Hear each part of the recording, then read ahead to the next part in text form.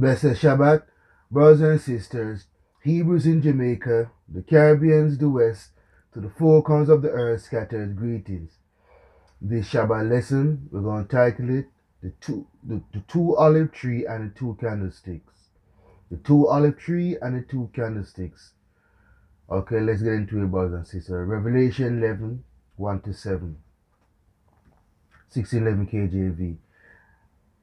And there was given me a reed like unto a rod, and the angel stood, saying, Rise and measure the temple of Elohim, and the altar, and them that worship therein.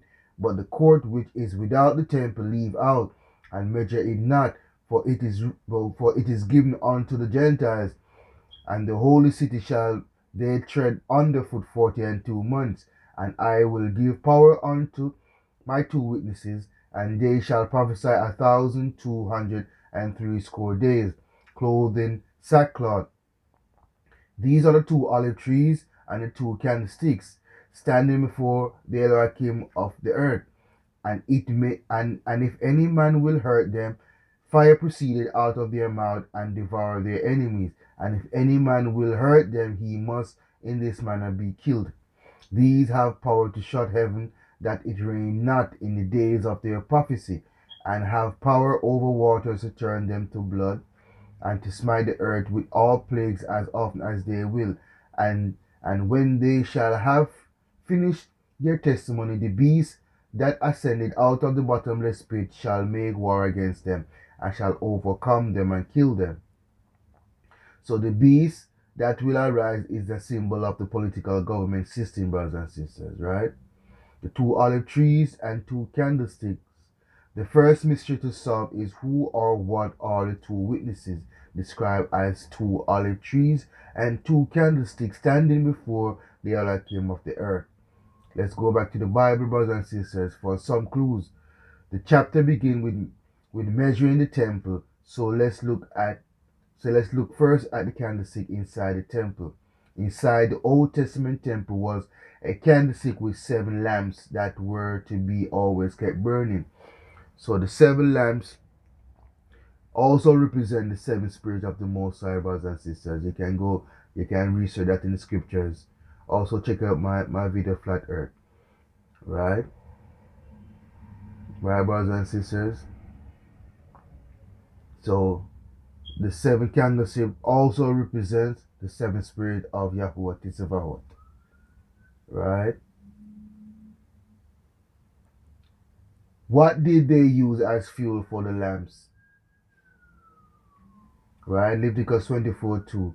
Command the children of Yashael that they bring unto thee pure oil, olive beaten for the light, to cause the lamps to burn continually. So, right, so that's a command given to Yashael, that they bring unto thee pure oil, olive beaten, right, for the light to cause the lamp to burn continually. So the olive trees produce the olives that provide the oil for the continual lighting of the lamps in the temple. Here are some more clues as to what the trees, oil, and candlestick represent, and who or what the witnesses might be. We'll also search for what Yahusha said about witnesses. Right? The first clue, right, brothers and sisters? In a vision, Zechariah saw a candlestick with 2 olive trees by it. When he asked the angel what it was, the angel replied, This is the word of Yahuwah, not by might, nor by power, but by spirit, said Yahuwah of hosts. Zechariah 4:2, 3, and 6. Right, the second clue, brothers and sisters. Yahusha said the gospel would be preached as a witness, and that the Old Testament was a witness of him. Matthew 24:14, John 5:3 and 9. Right? This is the third clue. The Bible says in many places that Elohim's followers, who are Mashiachs, are his witnesses. Right? Isaiah 43:10 and 44:8. The New Testament says we are witnesses through the power of the Ruach HaKodesh, the Holy Spirit, and with the Ruach HaKodesh. Right? Acts 1:8, Acts 5:3-2. So who are the two witnesses? The word of Elohim the Bible, both the Old and New Testament. Uh, the word of Elohim, aka the Bible, both the Old and New Testament, and the people of Elohim are really the people of Elohim are just sharing the word of Elohim to the power of the Ruach HaKodesh. Right? So the word of Elohim, aka the Bible, both the Old and New Testament, and the people of Elohim, right? And really, the people of Elohim are just sharing the word of Elohim through the power of the Ruach HaKodesh, right? Elohim's word is like fire. What do the witnesses do, and when do they do it? These witnesses do some bizarre things. Let's see if this fits what we know so far. They can breathe fire, devour the enemies, stop the rain, turn water to blood, and cause plagues. Right? Elohim words is like fire in the mouth which can devour. Jeremiah 5:14. Yahusha says, if anyone tampers with or change the word of Elohim, they will have plagues on them and death. Revelation 22:18 to 19. Elijah was a prophet that had power to stop the rain, causing a famine. A famine can also be a lack of Elohim's word or a lack of right doctrine. Right? Amos 8:11, Deuteronomy 32 and 2. Moshe received power from Elohim to turn waters to blood and cause plagues. Right? Okay, this fits the idea of the two witnesses being Elohim's word and all Elohim's people. Study who's Elohim's people in scriptures, or both. They have the same power as Moshe and Elijah did in speaking the word of Elohim to the people. You see that? Alright? 1,260 days. The witnesses in Revelation prophesy 1,260 days in sackcloth. What's that about, brothers and sisters? Sackcloth was usually worn when something was really bad, like when someone died or there was great trouble going on. What else does the Bible say about 1,260 days? There is a time prophecy in Daniel that equals 1,260 days, a time and times and dividing of times, or 3.5 years. And sounds like a time of sackcloth, right? It sounds like a time of sackcloth because the power makes war with the saints and wears them out and speak words against the Most High Elohim. Daniel 7:21 and 25.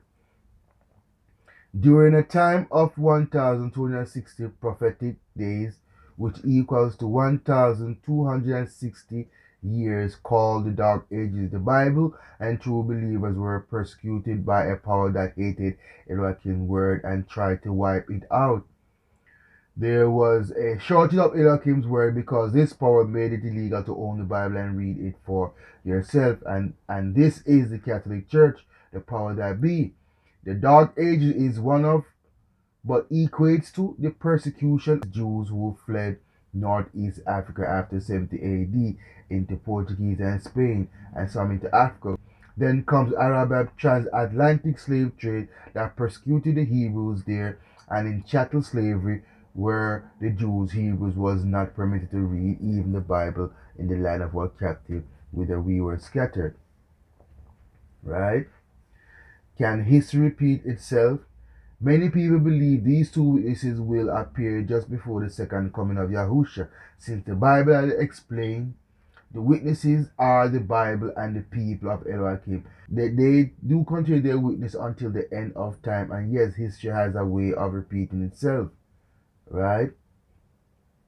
So, remember, brothers and sisters, they tried the one world government, one world order, one world religion, one world military and police. They tried it already and it failed. And they're coming back again to try it again. And it's going to fail. Just the same, brothers and sisters, right? Just as Moshe died before entering the promised land and Elijah was taken to heaven without dying, Elohim's people will follow the same path. Some of Elohim's people will die for their faith, which is the commandments, believing in the commandments and doing them and keeping them of Yahuwah in Yahusha's name. Others will live to see Yahusha come in the clouds and be taken to heaven without experiencing death. They too will be keeping his commandments as well. Either way, it will be worth it all to stay faithful to Yahusha through the goodness, to the good and the bad times. In the days of the year, the day of a year principle of Bible prophecy is used to interpret certain times prophecies, right? The day for a year principle of Bible prophecy is used to interpret certain time prophecy in the Bible. For example, the majority of scholars agree that the 70 weeks of Daniel 9 equates to 490 literal days, but are interpreted as 490 years.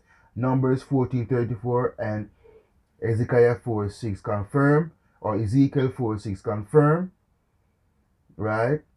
This principle is used in certain circumstances.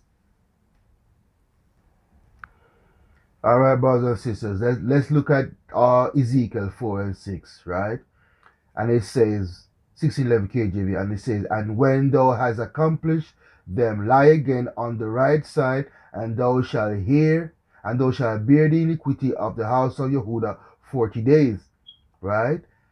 40 days, brothers and sisters, right? I have appointed thee each day for a year.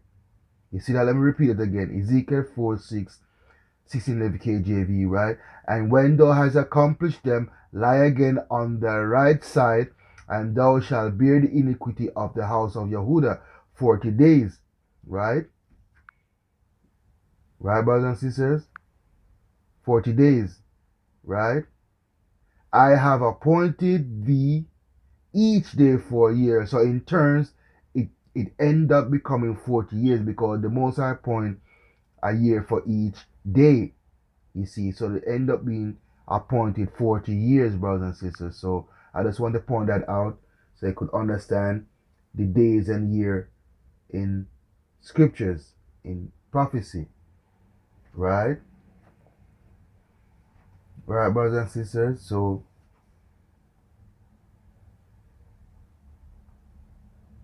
confirm this principle is used in a certain circumstances. Right? The 1260 days, when interpreted as 1260 years, fits precisely the time when the Roman papal power ruled from 538 AD to 1798 AD. How long? 1260 years. During this time, this power persecuted millions of true believe in Mashiach, but Elohim's word was not trampled out completely and served as a light and witness to the living Elohim, who was ruling in that time period. The papacy power became supreme in Christendom in 538 AD due to the letter of Roman Emperor Justinian, which acknowledged the Bishop of Rome as the head of all churches. The letter became a part of Justinian Code, the fundamental law of the empire. The papal power was broken in 1798 AD when Napoleon's general Berthier took the Pope captive and he died in exile. Notice that the amount of years from 538 AD to 1798 AD is exactly 1260 days or years, as prophecy predicted. And at this time, from the 1500s to the 1900s, so-called black people were enslaved and persecuted and told not to read even the Bible that speaks of them, right? Anti-literacy laws made it illegal for enslaved and free Hebrews, children of Yashrael, to read or write. Southern slave state enacted anti-literacy law between 1740 and 1834, prohibiting anyone from teaching enslaved and free Yashraelite people to read or write, right? The period of the papal persecution is the same persecution as that during the period of the Thyatira church and the pale horse of Revelation 6, brothers and sisters. Right? So that's a brief little lesson on the two olive trees. So I encourage you to go and do your research also, brothers and sisters. You know, do your research and come to the true knowledge of self and your Father's words, brothers and sisters, right? So I'm gonna leave it with your Psalms, right? I'm leave it with your Psalms, and then we're gonna break down the Psalms for you a little bit, because this Psalm is taken from Psalms 119, and the section is P, P, right? The section is P, right? Psalms 119, right? From 129 to 136. I'm at the section P. That's Hebrew P, right? The letter P, the alphabet P, right? Thy testimonies are wonderful, therefore doeth my soul keep them. The entrance of thy words giveth light, it giveth understanding to the simple. I open my mouth and painted, for I long for thy commandments. You see that, brothers and sisters?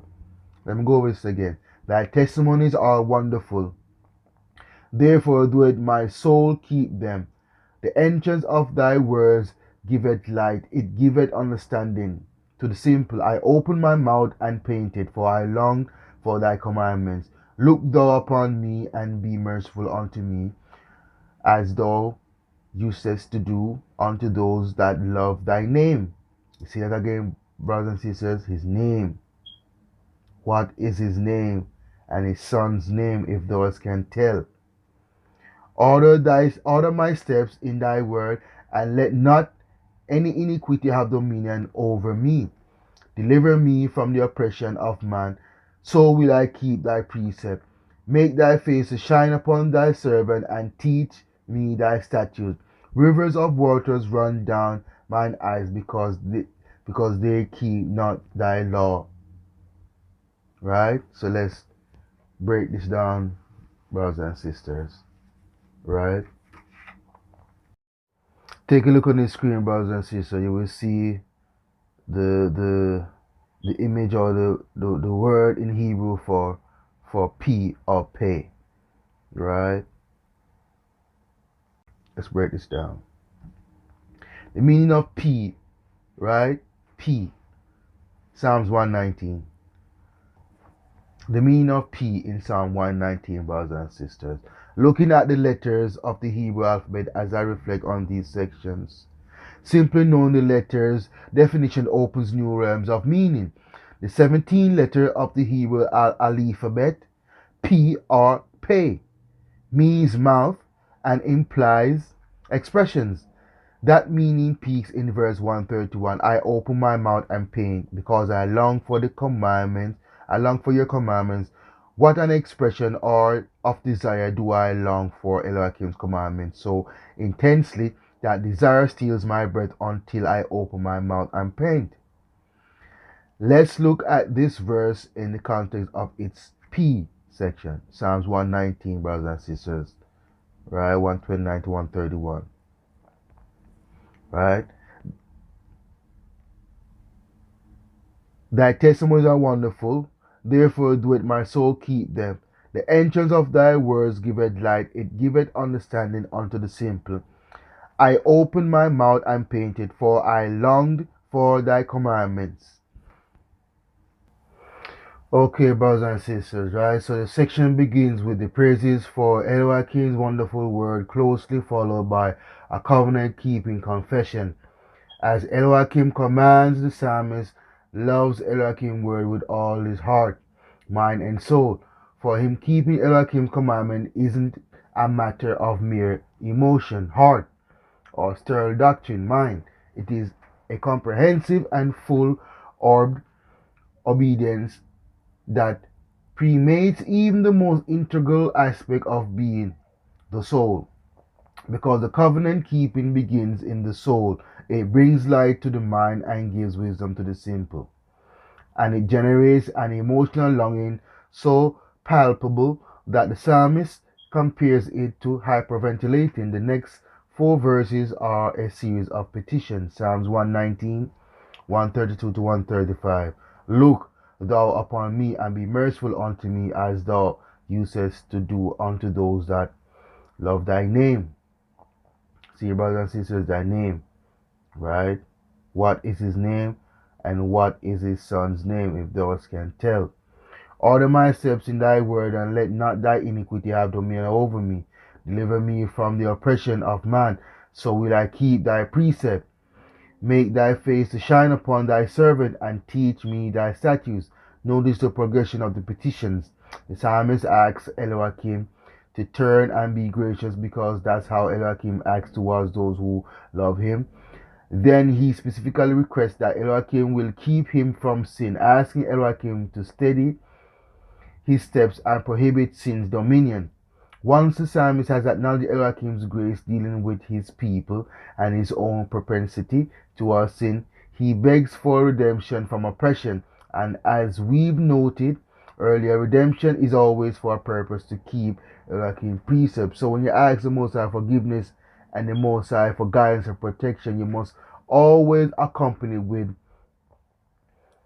the ability, asking for the ability to keep his commandment, because that's the purpose of repenting, is to get back on track and to continue in his laws, commandments, and statutes, brothers and sisters, right?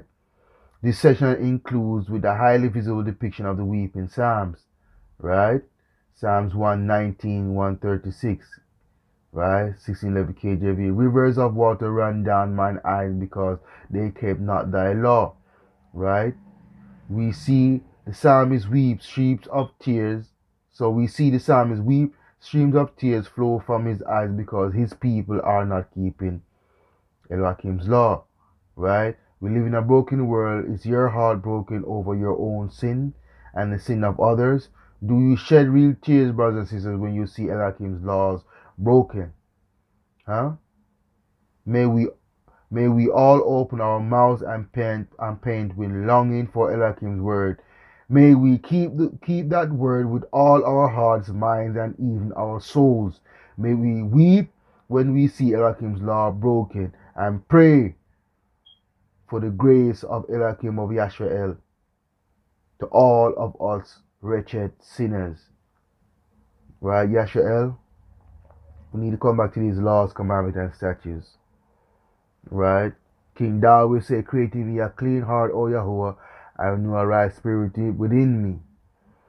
Right? Create in me a clean heart, O Yahuwah, and renew a right spirit within me. Right? That's the prayer you should pray daily. And pray for Yashrael, scattered to the four corners of the earth. Come back to him, Yashrael. Come back to him. Blessed love and shalom.